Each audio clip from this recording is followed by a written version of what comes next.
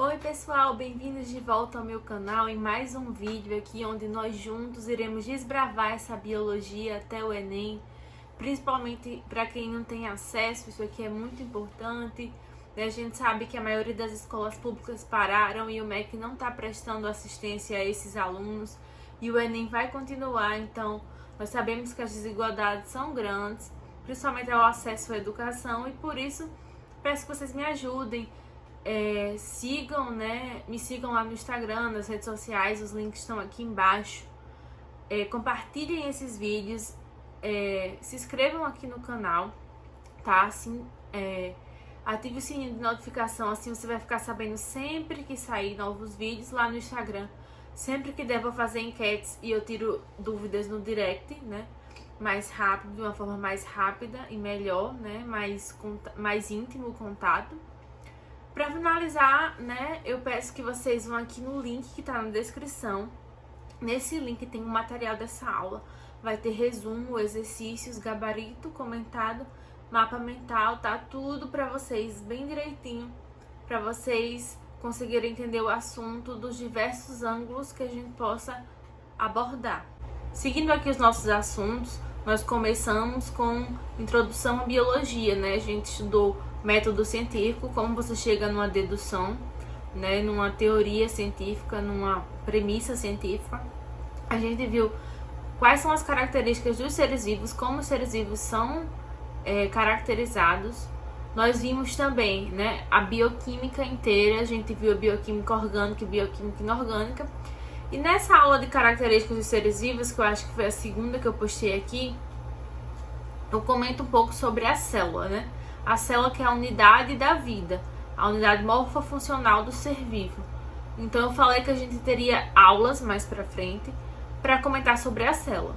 Então naquele dia a gente viu que era uma célula, a gente viu as classificações, né? Então a gente viu que é uma célula animal, uma célula vegetal, uma célula procarionte e uma célula eucarionte. Então hoje, tá, nós vamos ver a membrana plasmática e os transportes através dessa membrana. Outra aula, a próxima, né, que vem, o próximo vídeo que eu vou postar vai ser sobre organelas celulares. Então a gente vai ver hoje a membrana plasmática, que é a primeira parte da célula. A segunda parte da célula é o citoplasma, onde ficam as organelas, que vai ser na próxima aula. E a terceira parte é o núcleo, que a gente já viu, né? O núcleo, ele guarda o DNA, tá? As informações genéticas. Então, quando a gente estudou ácidos nucleicos e moléculas orgânicas, que eu expliquei direitinho que era um DNA, um RNA, que eu expliquei todos os processos que ocorriam no núcleo, né? A duplicação ou replicação do DNA, a transcrição do DNA e RNA. Então, a gente já viu o núcleo, né? Quando a gente for estudar a divisão celular, a gente vê melhorzinho. A gente também vai ver genética, então algumas partes ainda que ficaram faltando dos ácidos nucleicos, por exemplo. A gente estudou DNA, mas a gente não estudou gene ainda, né? Tudo isso a gente vai ver quando estudar genética. Então o núcleo, de qualquer forma, assim, de certo modo já foi visto, porque é a carioteca, que a gente já estudou lá na primeira aula, que a gente falou geral sobre células, né? Que eu falei que é a presença da carioteca que faz essas células serem células eucariontes, terem um núcleo. Então a gente já viu um pouco a carioteca, então o núcleo tem essa carioteca, né? E o principal que tem dentro do núcleo são os ácidos nucleicos, o DNA principalmente. Então a gente viu mais ou menos o núcleo. Hoje a gente vai ver a segunda parte, que é a membrana plasmática, né? A membrana plasmática, ela possibilitou o surgimento dos seres vivos, né? Muitas teorias dizem que quando a primeira membrana plasmática surgiu e englobou, né, uma certa parte aquosa com proteínas e substâncias ali dentro, aquilo ali se transformou em uma célula, né? Delimitado, um ser vivo, uma célula. Lembra que para ser vivo, né, tem uma célula, com exceção dos vírus, que a gente ainda vai discutir sobre isso. Então, a partir do momento que a membrana plasmática surgiu, englobou ali aquele ambiente aquoso que virou o citoplasma, com proteínas, com diversas substâncias que vão se transformar em macromoléculas e organelas, né? Aí a gente tem uma célula. Então a membrana plasmática, ela foi de extrema importância para o surgimento da vida, né? Muitas teorias dizem isso atualmente. A gente tem que entender qual é a função dessa membrana plasmática, tá? A membrana plasmática, além de delimitar a célula, ela faz trocas, né, com o meio. Então ela troca e decide tudo que passa, né? De fora para dentro da célula e de dentro para fora.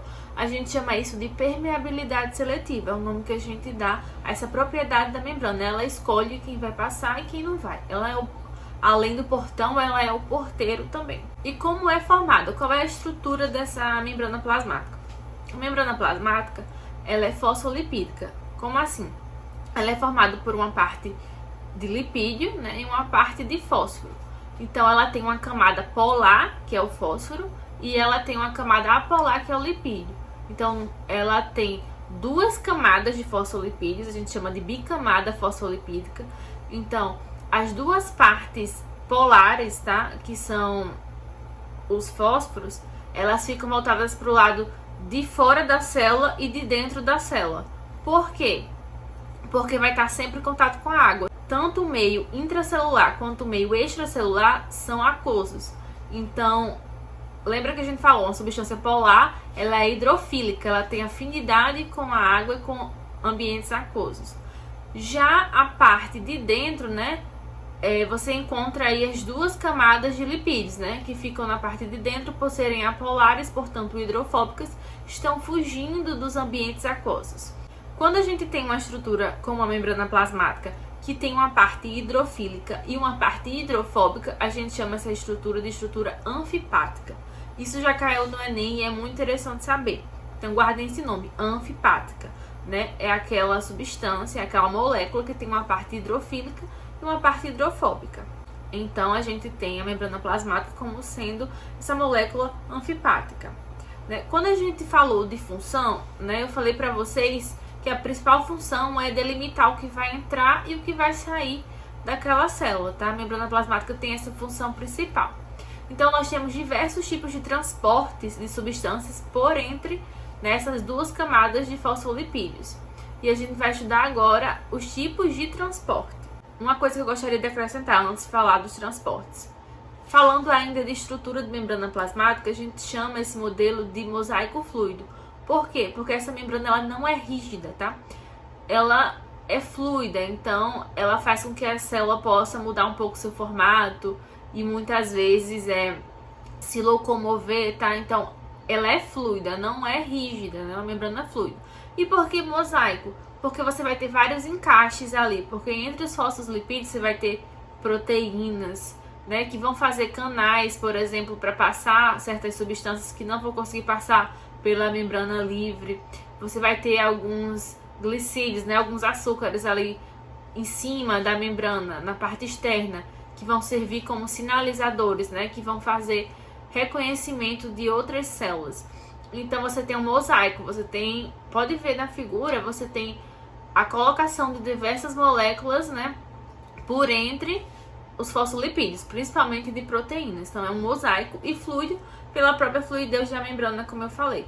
Então, eu falei da estrutura, tá? Falei da função e agora sim a gente vai entrar nos transportes que essa membrana realiza. Existem duas principais classificações quanto ao tipo de transporte que uma membrana realiza. A primeira classificação, né, o primeiro tópico, são os transportes passivos. E o que é um transporte passivo? É um transporte que é a favor do gradiente de concentração. Nele não há gasto energético. O primeiro transporte passivo que a gente tem é a osmose. Na osmose a gente vai ter a passagem de água, tá? Que a gente chama de solvente, né? Vocês vão ver que solvente é algo geralmente líquido, aquoso, que dissolve o soluto, né? Que é o que vai ser dissolvido. Na biologia, o solvente universal é a água, então a gente está falando de ambientes aquosos. Então, na osmose, é o solvente, tá, que passa de um local para o outro. É a água que se locomove entre membranas semipermeáveis, né, que são membranas semelhantes a essa membrana celular. Então, na osmose, a água passa de onde está menos concentrado para onde está mais concentrado. Por quê? Porque a água é um solvente, ela precisa diluir soluto. Então, se ela tem muita água num canto e eu tenho poucas moléculas de soluto, e no outro lado da membrana eu tenho muitas moléculas de soluto para poucas de água, a água vai passar para tentar equilibrar a concentração ali. Eu não sei se já estudaram em química concentração. Então, concentração geralmente é soluto, né? Dividido por soluto mais solvente, pela quantidade de líquido que tem ali, né? Se a gente tá falando de uma solução líquida, por exemplo. Então, para manter a mesma concentração, tá? Lembra que esse equilíbrio que a gente procura, que as moléculas procuram, não é equilíbrio de números, né? Assim, de números absolutos. É um equilíbrio de concentração. Então, para aquela mesma quantidade de água, eu tenho que ter a mesma quantidade de soluto, tá? Então, se de um lado eu tenho muito soluto e do outro lado eu tenho pouco, a água vai passar para onde tem muito, para quando você fizer o cálculo da concentração, que fique, né, que tenda sempre ao equilíbrio. Então, a água gosta de diluir, ela vai para onde tem mais moléculas de soluto. A gente tem que entender três termos que são muito importantes no estudo da osmose, que é hipotônico, isotônico e hipertônico, tá? Lembre-se que a gente só usa esses termos em comparação. Algo é hiper, iso ou hipotônico em relação a outra coisa, não sozinho. Então, o nome já fala, hipo, né? Baixo. Então, a solução é hipotônica quando comparada a outra, ela tem menos, né, concentração. A concentração dela é menor, ela tem menos soluto ali naquela mesma quantidade de água. Uma solução é isotônica, né, da outra quando as duas têm a mesma concentração de substrato ali. E uma solução, ela é hipertônica, né? Hiper, lembra? Grande, muito. Em relação à outra, né? Quando ela tem mais concentração, ela tem uma maior concentração de substrato do que a outra, né? De soluto, no caso. Dessa forma, a gente pode sempre classificar as soluções comparando uma à outra nesses três tipos, né? Vocês podem olhar aí na tabela, tá? Eu vou mostrar um desenho para vocês, né? Já mostrando o que acontece na célula animal e na célula vegetal. Então, pegando uma célula que já tem uma concentração própria, tá? No seu meio intracelular, né? Vamos pegar a célula animal primeiro, que é mais fácil de entender. Se eu jogar ela numa solução hipotônica, ou seja, uma solução que tem menos concentração do que ela, tá? Significa que a água vai entrar, porque a água sempre procura uma maior concentração para diluir. Então, essa célula vai encher, até ter uma lise celular, tá? Ela vai explodir ou vai romper a sua membrana. Se eu pegar uma célula e botar no meio isotônico, que tem a mesma concentração, nada ocorre com essa célula, né? Um exemplo de solução isotônica às células é o soro fisiológico. Ele já é feito na mesma concentração para que não ocorra nem entrada nem saída de solvente das células. Uma terceira situação. Se eu pego uma célula e coloco no meio hipertônico, né? Então a água vai sair para um meio que tem uma maior concentração. Então eu vou ter essa célula murcha, tá? Ela vai murchar. Na célula vegetal, se vocês virem no quadrinho, ela é diferente. Por que ela é diferente? Porque a célula vegetal, ela tem parede celular. Lembra que a gente viu na aula de célula, né? As diferenças. Então, ela tem parede celular. Então, por mais que mude a membrana plasmática, né? Que ela fique mais murcha ou mais esticada, por exemplo, a parede celular vai deixar aquela célula firme. Ela não vai deixar ela romper, estourar, porque ela é rígida, tá? Se você colocar uma célula vegetal no ambiente hipotônico, tá? Vai ter entrada de água nessa célula. Então, essa célula vai ficar túrgida, ela vai ficar muito cheia. Mas a membrana plasmática, né, vai encher, só que a parede celular não deixa ela estourar. Então, ela fica túrgida, bem cheia de água. Esse é o normal das plantas, tá? Muitas plantas gostam de ficar com suas células túrgidas porque dão sustentação, né? Suas células dão também maleabilidade, então elas gostam de ter muita água ali dentro. É o que elas procuram. Se você colocar no meio isotônico, também não vai acontecer nada. Vai ter uma célula flácida. A gente chama de célula flácida. E ela também é o normal das plantas, por mais que elas prefiram estar no modo túrgido, tá? E se você colocar no meio hipertônico, né, vai sair, vai murchar. Mas, como eu falei, a parede celular continua dando aquela forma àquela célula. Mas você vai ter o descolamento de algumas partes da membrana dessa parede celular. Pode ver na imagem. Então, a osmose é o primeiro tipo de transporte passivo. A gente viu a passagem do solvente. Agora vamos para o segundo tipo, que é difusão, tá? A difusão agora é a passagem do soluto, não do solvente, tá? Você vai ter a partícula passando sempre de onde ela tem mais concentração para onde ela tem menos, para poder ter equilíbrio, né? Sempre tendo equilíbrio. Eu sempre costumo usar essa metáfora. Se você vai numa festa que tem 2 ambientes, tá? 2 salas que tá tocando a mesma coisa. E tem uma sala que tá muito cheia, estão pisando no seu pé. Se você tirar o pé, você não acha mais lugar para colocar. Você tá ali já sufocado, sem ter ar para respirar. Você vê uma pequena porta, né, aberta, e o segundo ambiente que tem as mesmas comidas, outras pessoas também, mas tem menos pessoas, tá? Menos pessoas. E a mesma festa. Você vai querer passar por essa porta e ir para esse ambiente que tem menos pessoas, né? Para tentar o equilíbrio. Porque é ruim você ter muita coisa de um lado e pouco de outro, né? Para o organismo, ele sempre tende ao equilíbrio. Então, o soluto vai passar de onde tem maior concentração para onde tem menor concentração. Um exemplo, tá? É a nossa respiração, as trocas gasosas lá no pulmão. Então, quando eu respiro, né, eu coloco oxigênio para dentro. Oxigênio e gás carbônico também, mas maior quantidade de oxigênio. Quando chega lá nos meus alvéolos, que eles estão em contato com os meus vasos sanguíneos, né? Vasos sanguíneos trazendo sangue venoso, cheio de CO2, né? Muito rico em CO2. Então, quando eu chegar lá nos alvéolos, esse ar que eu coloquei para dentro, ele vai ter uma alta concentração de oxigênio e uma baixa concentração de CO2. Já lá no meu capilar, vai ser o inverso. Eu vou ter uma alta concentração de CO2 e uma baixa concentração de oxigênio, que já foi utilizado pelo meu corpo, né? Então, eu vou ter uma troca. O oxigênio vai do canto onde ele tem maior concentração, que é nos alvéolos, para os capilares sanguíneos. E o gás carbônico, que está em maior concentração nos capilares, passa para os alvéolos. Então, é assim que ocorre a troca gasosa e de muitas outras substâncias nas células, tá? Do nosso corpo, do organismo multicelular ou unicelular também. A difusão, ela pode ser de 2 tipos, simples ou facilitada. A difusão simples, ela é aquela que o soluto passa pela membrana, né? Sem ter auxílio nenhum. Como, por exemplo, né, eu já falei, as trocas gasosas. A facilitada é diferente. Ela utiliza canais, geralmente proteicos, para que as substâncias passem por ali, né? A água entra e sai da célula dessa forma, tá? Por quê? Porque quando a água vai passar pelo meio hidrofóbico, né? Lembra que quando ela passa pelo primeiro fosfato, ela vai ter 2 camadas de lipídios ali no meio. Como é que ela vai passar por um meio altamente hidrofóbico? Então, ela passa por um canal. A gente tem também o açúcar, né? A glicose. Ela também entra nas células através de uma difusão facilitada. Você vai ter insulina que vai sinalizar para a célula, né? E aí a célula vai abrir os receptores de glicose e vai colocar para dentro, né, da célula.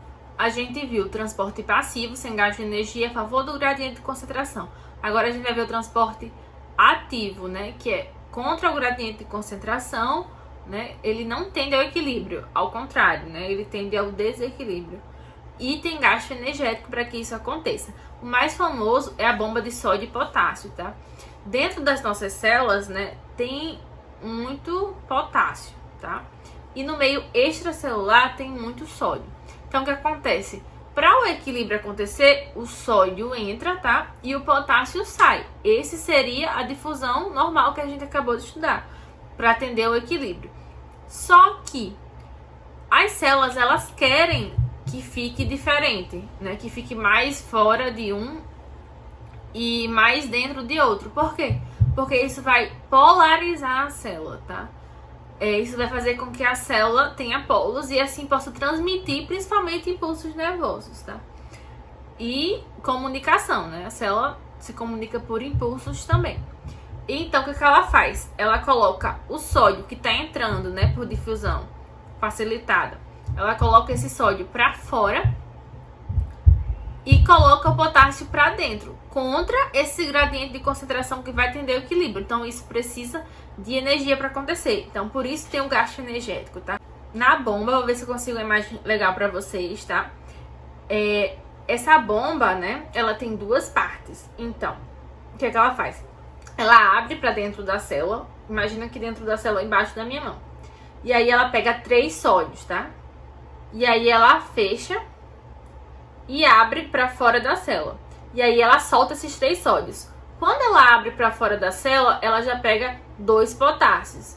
E aí, ela fecha, né? E quando ela abre para pegar mais sódio, ela já deixa esses 2 potássios. Então, nesse saldo, colocando 3 sódios para fora e 2 potássios para dentro, tá? Ela deixa aquela membrana com um lado mais positivo e um lado mais negativo. É interessante falar sobre o transporte acoplado, né? Acontece muito com o sódio, né? Não na bomba de sódio e potássio, né? Quando ele entra normalmente na célula por canais. E a glicose, né? A glicose, ela entra na célula junto com esse sódio, tá? Então, ela aproveita que aquela protease, né? Que é aquela proteína ali de membrana, ela tá botando o sódio para dentro, ela aproveita aquela abertura para entrar junto, né? A glicose entra junto. Então, isso é um transporte acoplado. Por último, é importante a gente saber o que é endocitose e exocitose. A endocitose é o processo de entrada de moléculas dentro da célula através da membrana. Como ocorre, né? Você vai ter a fagocitose e a pinocitose. Qual é a diferença? A fagocitose, a gente está falando de moléculas grandes e sólidas, e a pinocitose estamos falando de moléculas muito pequenas e líquidas. Então essa é a única diferença. Quando a gente falar de fagocitose, a gente vai falar de fagossomo. Quando a gente falar de pinocitose, a gente vai falar de pinossomo. Então eu vou falar de uma maneira geral de fagocitose, e vocês entendem pinocitose apenas trocando essa molécula por uma molécula líquida ou muito pequena, e trocando o nome fagossomo por pinossomo. Então, mas é a mesma coisa, é o mesmo processo. Quando uma célula vê uma partícula que ela tem que digerir, né? Geralmente isso ocorre nos macrófagos, né? Que eles vão fagocitar um vírus, uma bactéria que entra, um antígeno que entra no nosso corpo, né? Para defesa. E essa membrana, ela vai criar projeções, tá? Ela vai se projetar, né? Para cima desse antígeno, e aí ela vai criar o fagossomo, tá? Ela vai criar uma nova bolsa de membrana, né?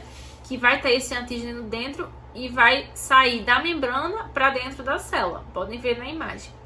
Esse fagossomo, né, que tem um antígeno dentro, a partícula, ele vai se unir com o lisossomo, que a gente vai estudar na próxima aula, que é uma organela, tá? Uma bolsa que tem várias enzimas digestivas. Então, essa vesícula vai se unir com a vesícula do fagossomo, e aí ali dentro vai ocorrer a digestão, né? Que vai passar para partículas menores, pedaços e vesículas menores, e logo após, por exocitose, que é o próximo processo, né? As partículas já quebradas, já digeridas, elas vão ser eliminadas, né? Os excretas, os restos, o que não vai ser aproveitado, o que não pode ser aproveitado na célula. Nessa imagem, a gente já viu que é uma exocitose, tá? Como ela acontece. Mas, para deixar um pouco mais específico esse vídeo, eu vou só falar dos 2 tipos de exocitose, né, que a gente tem. Nós temos a eliminação constitutiva e a eliminação regulada, tá? A constitutiva é uma que é contínua, que vai sendo liberado, né, vai sendo eliminado aos poucos. E a regulada, tá? Depende de um estímulo para acontecer. É isso, gente. Eu espero que vocês tenham entendido, porque esse é um assunto dos que mais caem no Enem, e é um assunto muito legal, eu acho muito legal de entender. A membrana plasmática possibilitou a vida, e é muito lindo, né? Eu acho a biologia muito linda, eu espero que vocês tenham gostado, né? Se ainda não se inscreveram no canal, se inscreve, curte o vídeo, comenta a sua dúvida, tira a dúvida no meu direct, tá aqui as minhas redes sociais, compartilha para seus amigos, e é isso. Até a próxima!